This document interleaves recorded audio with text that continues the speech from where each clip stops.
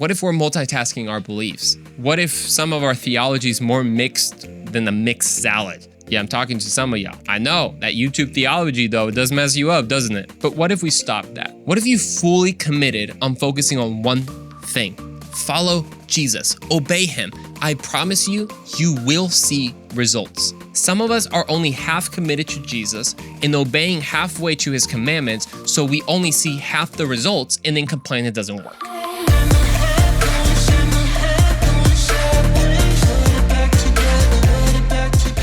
What's up, everyone? Welcome back to the Andrew Roman Show. I'm so glad that you tuned in. I just want to say welcome to all of our new listeners. We've had a lot of new followers on the Andrew Roman Show page on Instagram. If you haven't yet, this is your sign to go follow the page. There's daily content there, little clips, little things that you can share and enjoy. And if you haven't already, take a little moment, subscribe on the Andrew Roman Show on YouTube.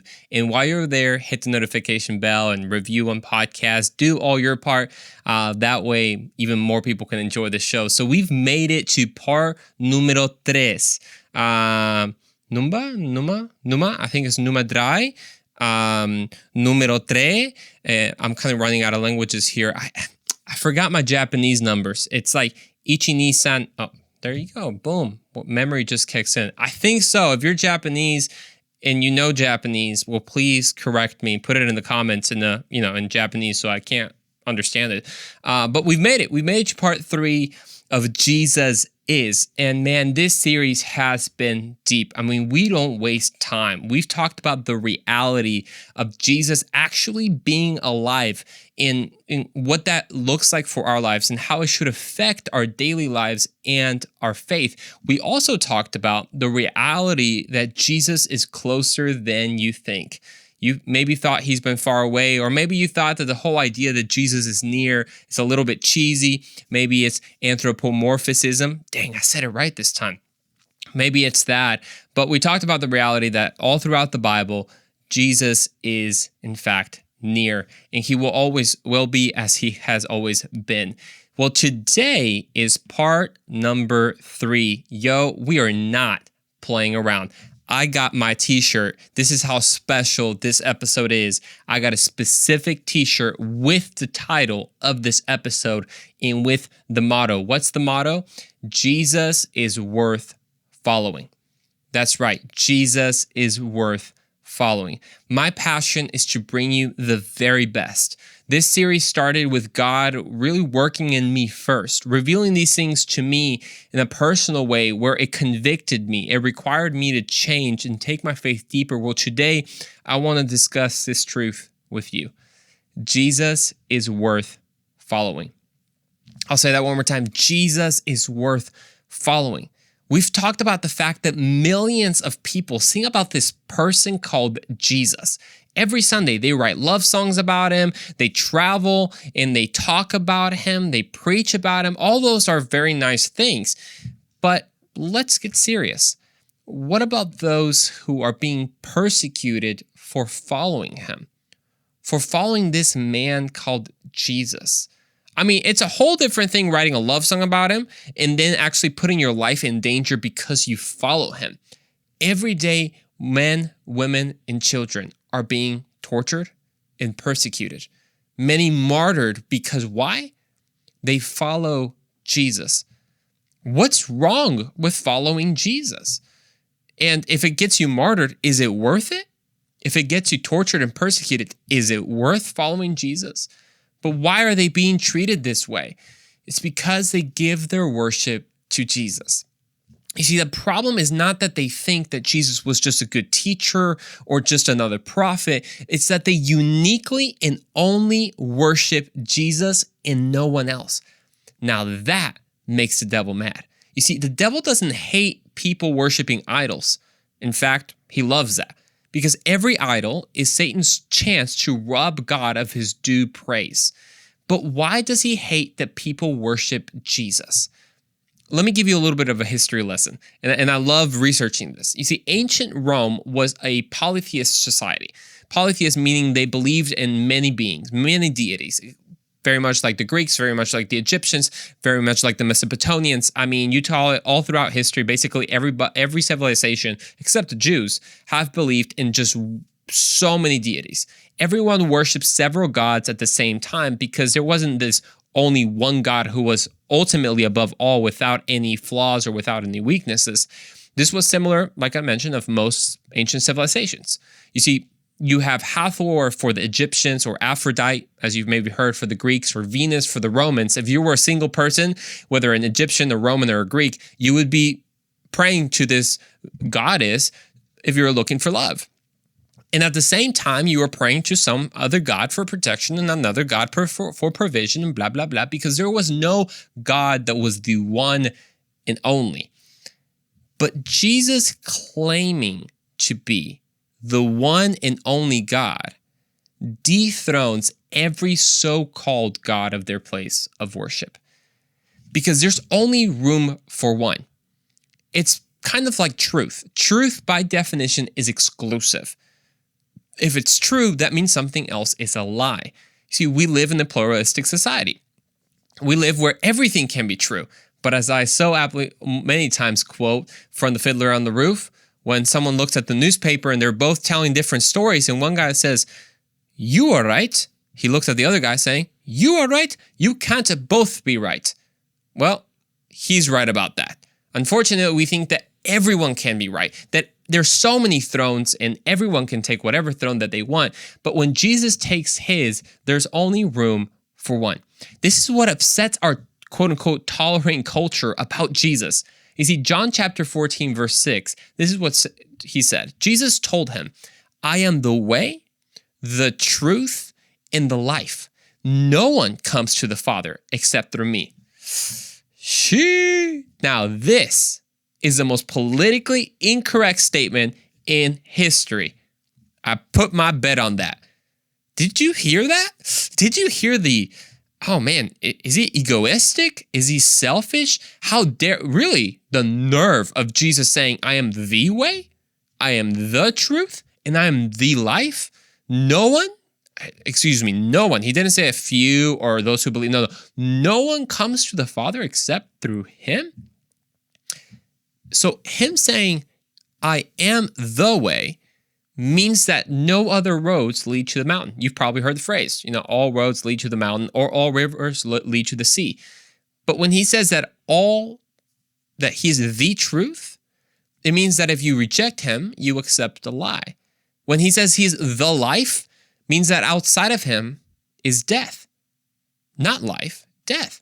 When he says no one goes to the Father except through me, he didn't say except through me, and in addition to following your heart, connecting with your inner light, following the ways of the Eastern gurus.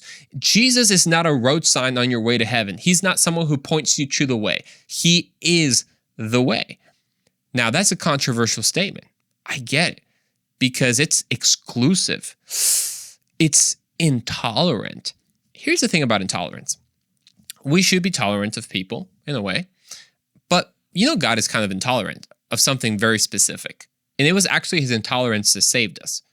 What? What are you saying, Andrew? His intolerance saved you and it saved me. Because he was so intolerant about sin that he dealt with it. You probably never thought about that, right?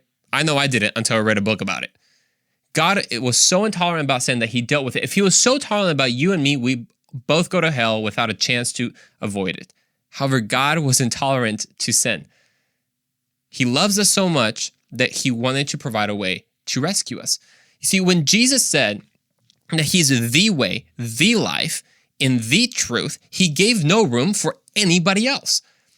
Our culture is like that of ancient Rome. Believe in everything but Jesus. You see, the Romans persecuted the Christians not because they just happened to believe in a deity that they didn't know. It was that they only believed in this one deity and then said that every other deity was not even a deity and they were false gods. How dare they? How dare they say that? Our culture is very much like that. Believe in everything but Jesus. Have you noticed that? It was made apparent when Seth Small, the kicker of the Texas A&M, kicked the winning point against Alabama Sorry, Alabama. If you're an Alabama fan, you're gonna stop listening to this podcast just because I reminded you of that game. I know. But when Seth Small kicked the winning point for Texas A&M against Alabama, he said when he was interviewed about that specific moment, he said this, quote, "It was probably the third best moment of my life. Right after I accepted Jesus into my heart as my true Lord and Savior, and then after getting married to my wife this summer." Small said this after the game. "I'd rank this at number 3. So number 1 was accepting Jesus. Number 2 was getting married. Number 3 was this amazing moment of kicking the winning point. Now, what happened when the news outlet reported it? They left something out. They only said that his biggest highlight was him getting married and kicking the point. They left out the part about Jesus. Surprising? Not really. But why is it only about Jesus, though? I mean, you've never heard, everyone's very tolerant about the Muslim faith. I mean, a Muslim can say whatever he wants, and no one has a problem. Do you understand that if a Muslim also believes everyone else is wrong? Did you know that? A true Muslim believes that the Islam faith is the only way to God, is the only way to Allah, and believes everyone else is wrong. Yet everyone doesn't think of the Muslims as intolerant. This is nothing against Islam whatsoever. I have a heart for you, and I believe that you should receive Jesus and that he will reveal himself to you, and there's much hope. If you're a Muslim right now, you have a Muslim friend, and you want to reach out to them, one of the best ways, read this book called Seeking Allah, Finding Jesus. It's going to really, really revolutionize the way that you think and really give you a heart to minister to someone who believes in Islam. But this culture is very much like an ideological buffet. Pick anything to your taste.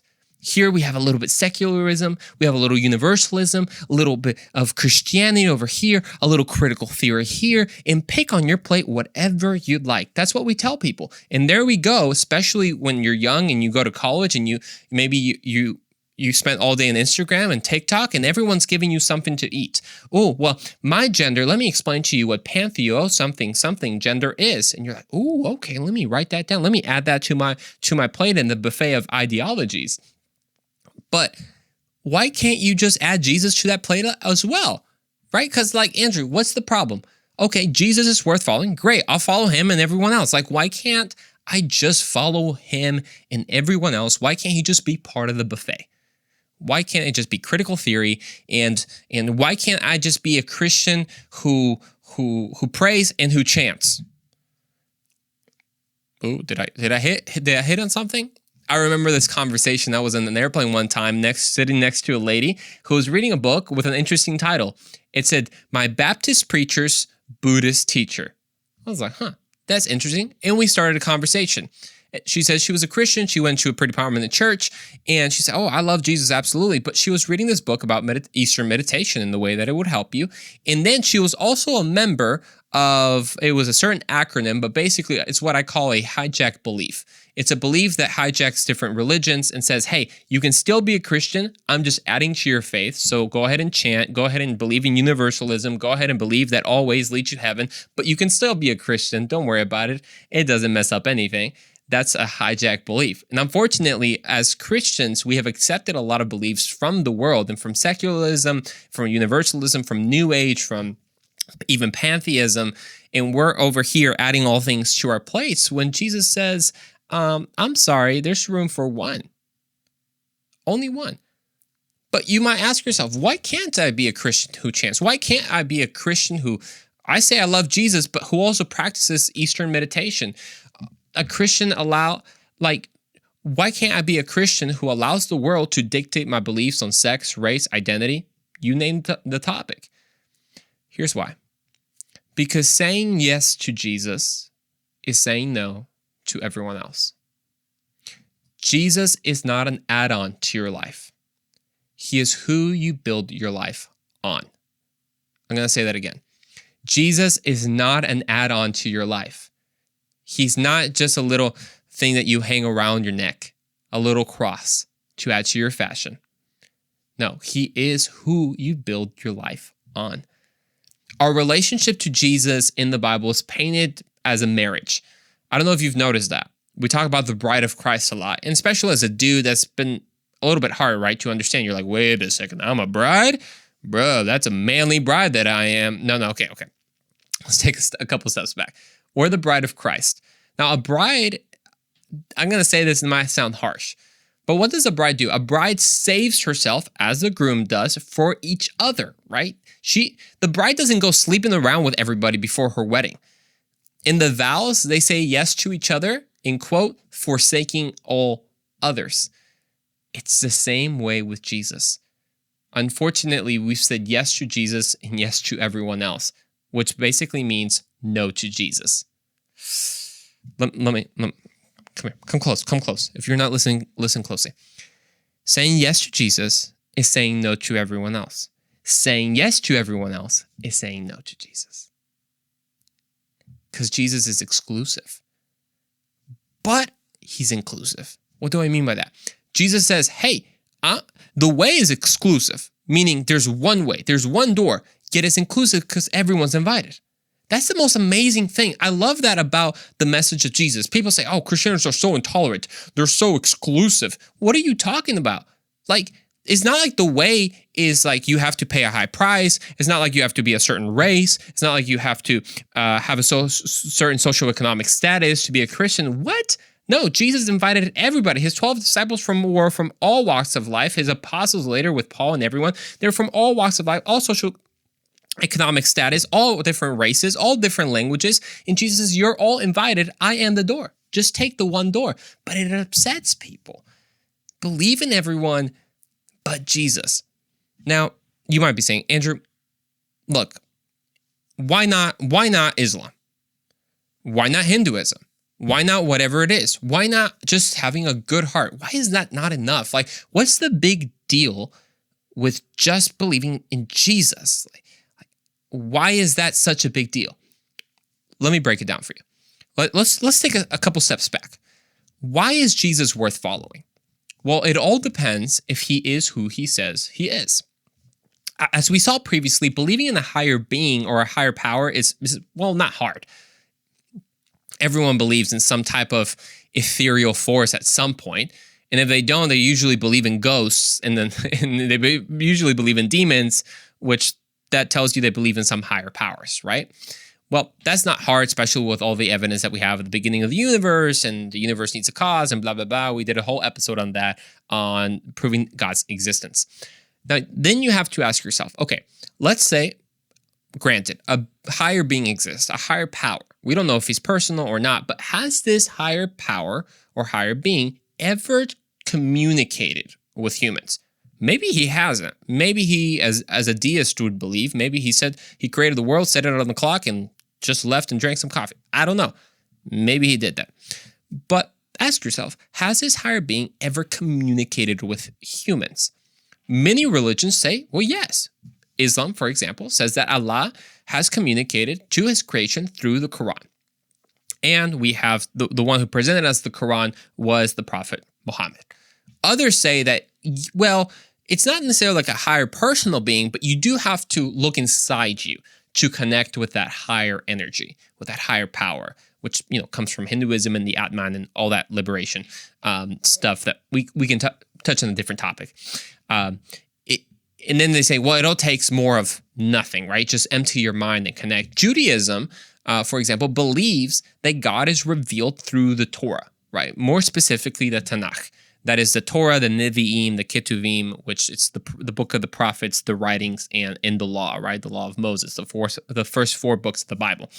And Christianity says yes, and ultimately, as Hebrews 1:2 says, that ultimately God is revealed through his son, Jesus, the very image of God.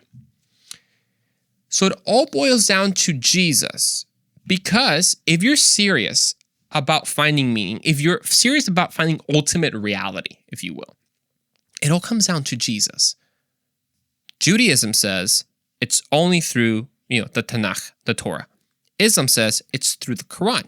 But then Jesus says, I am the only way. I mean, at least you got to give him a chance to prove himself. Maybe he's crazy, right? There's the trifecta of questions. Is he Lord? Is he a lunatic, right? Or is he a liar? Which one is he? Is Jesus just lying and he's trying to get attention? Is he just kind of a little bit of lunatic and he truly believes he's God, but he isn't? Or is he in fact Lord? It all boils down to this person called Jesus Christ. Is he who he claimed to be? Because if he is, he's worth everything. If he truly is the life, if he truly is the way, if he truly is the truth, then he is worth everything. He's worth following. He is the treasure you give everything for. He is what Paul said, the life. He said to live is Christ and to die is gain. But I don't think we truly understand that in our culture, because our culture is to live is me and to die is the end. That's the culture. It says, well, I just kind of live for myself, and if Christ makes me feel better and help me love myself, then sure, I'll add him to the equation. But we don't really say to live is Christ and to die is gain.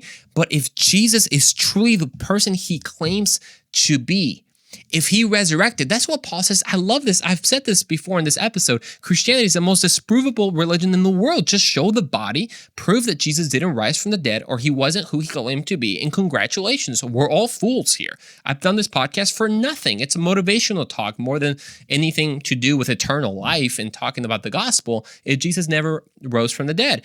But did he? And I did a whole series, by the way, PSA, public service announcement. I did a whole series on this early on in the podcast. You can catch it on YouTube. It's a whole playlist where we talked about the existence of God. We talked about who Jesus claimed he was, and then did he prove it about the resurrection? And that is a historical fact. And so I think that you would really enjoy that. So look at that. And the most amazing thing is that Jesus, you can experience him today because he is alive.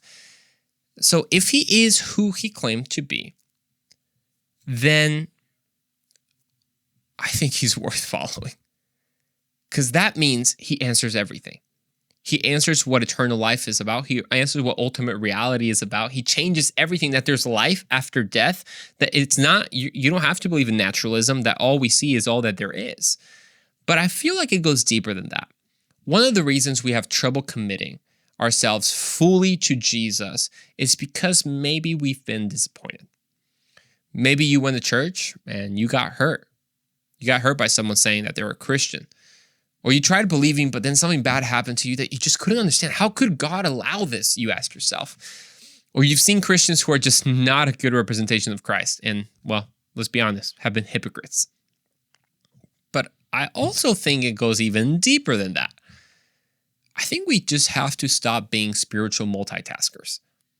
It has been proven that multitasking doesn't work. I know you believe that you could hold a coffee, drink a coffee, post your Instagram, and drive and eat a bowl of cereal at the same time, and you were fantastic at it. Reality check, you probably are just stuck at a lot of things. That's what happens to me when I try to multitask. But what if we're multitasking with our beliefs?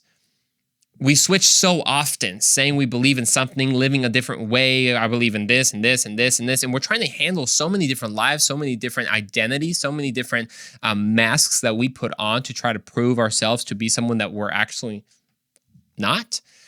What if we're multitasking our beliefs? What if some of our theology is more mixed than a mixed salad? Yeah, I'm talking to some of y'all. I know that YouTube theology, though, it does mess you up, doesn't it? But what if we stop that? What if you fully committed on focusing on one thing? Follow Jesus. Obey him. I promise you, you will see results. Some of us are only half committed to Jesus and obeying halfway to his commandments, so we only see half the results and then complain it doesn't work. Is that you? I'll say it again. Some of us are just half committed to Jesus, and then we obey halfway, and then we only get half results. We only see our life change a little bit, and then we go back to our sins because we don't fully obey him, and now we complain that it doesn't work. We have to go with complete obedience. One thing I focus. That's what Paul said. One thing I focus. Not two, not three, not four, because that's called vision. Division is when you got two things going on.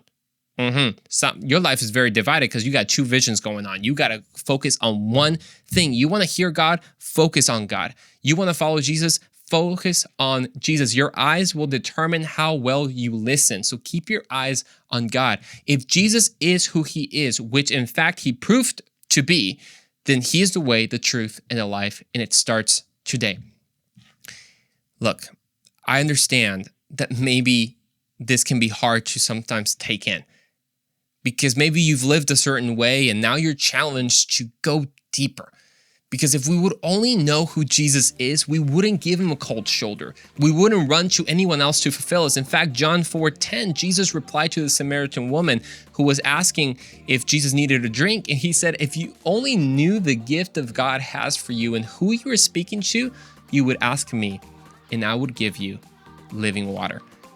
Forsake all others and say yes to Jesus, because Jesus is worth following. We'll see you in the next episode of The Andrew Ramon Show.